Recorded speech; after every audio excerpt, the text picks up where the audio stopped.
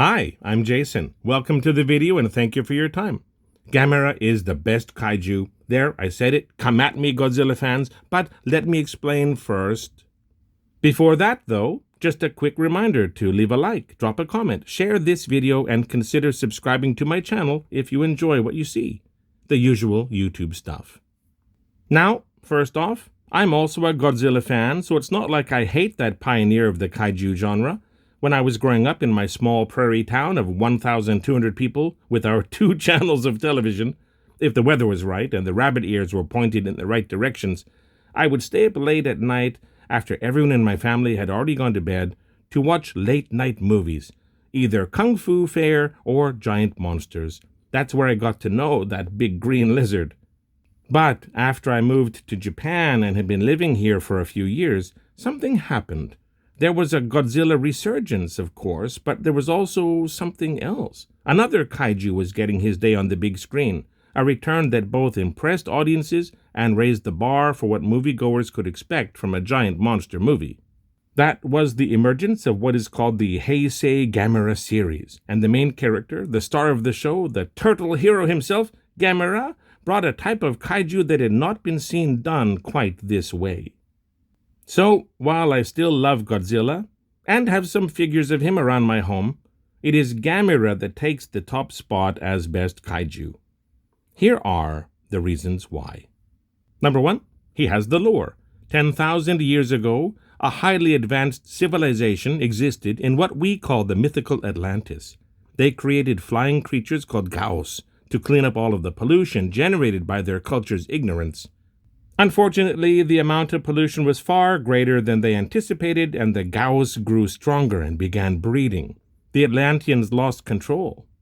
The scientists created a species of massive turtle called Gamera to stop the flying creatures, and while this was successful, Atlantis was destroyed and disappeared. Before that, though, the scientists put the last remaining Gamera into hibernation, leaving him to protect future generations of humanity if the Gyaos ever returned. Number 2, he has at least human-level intelligence. Gamera can strategize, adapt his attacks for each type of enemy, anticipate disastrous events, and make moves to stop them. He is not a monster, not a walking natural disaster. Number 3, he has an actual job. Basically, Gamera is a bodyguard, a one-creature army. He was designed to defend the world, specifically human civilization. He is not an animal, but a bio-techno-organic construct with a clear mission. Whether humans mistakenly view him as a monster or not, Gamera will do his job. Number 4, he will sacrifice himself to get the job done. Gamera will use his body to block deadly beams from hitting civilians. While there is collateral damage during battles in urban areas, like the horrible death toll in Shibuya, there would be far more if Gyaos were left unchecked. Gamera sacrifices his very life to stop the enemy's plans in Sendai. Gamera willingly loses a hand in Kyoto. He takes a beating. Number 5, he is great at hand-to-hand combat. Gamera will go close quarters and duke it out, using sharp spikes that extend from his elbows as slicing weapons. This guy is full-on MMA. Number 6, he is recharged by the hopes and prayers of children. When he seemed to die stopping a space flower in Sendai, the hopes and prayers of children who understood that Gamera was there to save humanity, and not a monster as most adults believed, flowed into him from across the country, possibly the whole world. This spiritual energy allowed Gamera to regenerate, so he could face off against his foe in one final battle. Number 7, his variable breath attacks are no joke, sometimes streams and sometimes fireballs. Gamera can absorb fire to boost the output of this breath and can shoot off fireballs at a high rate of speed with pretty decent accuracy. Number 8, he can pop open his chest and unleash his full furnace in a massive blast. After absorbing mana or life energy from his surroundings, Gamera can reveal an organic chest cannon and unleash a stream of pure plasma. Maybe this is his ultimate weapon. Number 9, he is consistent. Godzilla was sometimes a menace, sometimes a hero, sometimes terrifying, sometimes childish. The Heisei version was more consistent, but not on the level of Gamera. Gamera has a job and he gets it done. He's always playing the same role, movie after movie.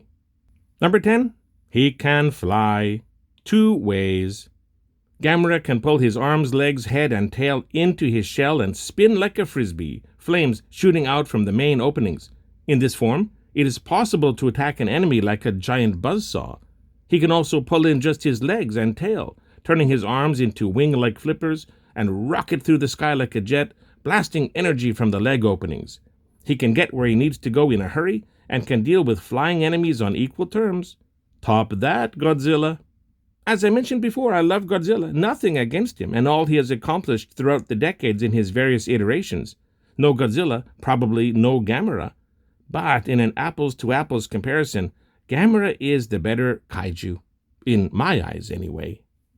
The legendary Godzilla and the monsterverse built around it seems to have co-opted a lot of Gamera lore in one way or another, now being an ancient creature existing to keep balance in nature and defend the earth from other kaiju.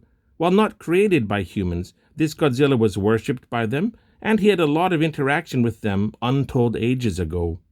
The Godzilla we meet in -1 is more in keeping with the menace Godzilla we know from his first appearance back in the 1950s.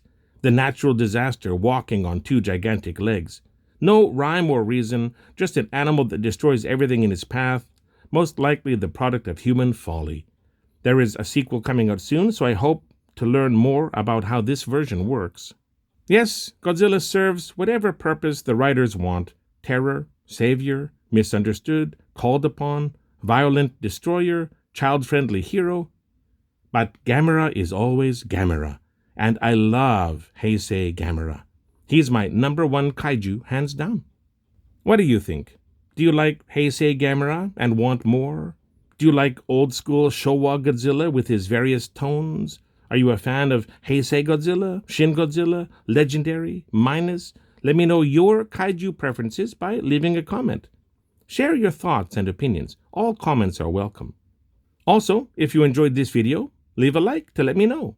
Share this with anyone you know who might want to weigh in on kaiju topics, and consider subscribing to my channel for more content like this. Everything helps. Thanks for watching. See you next time.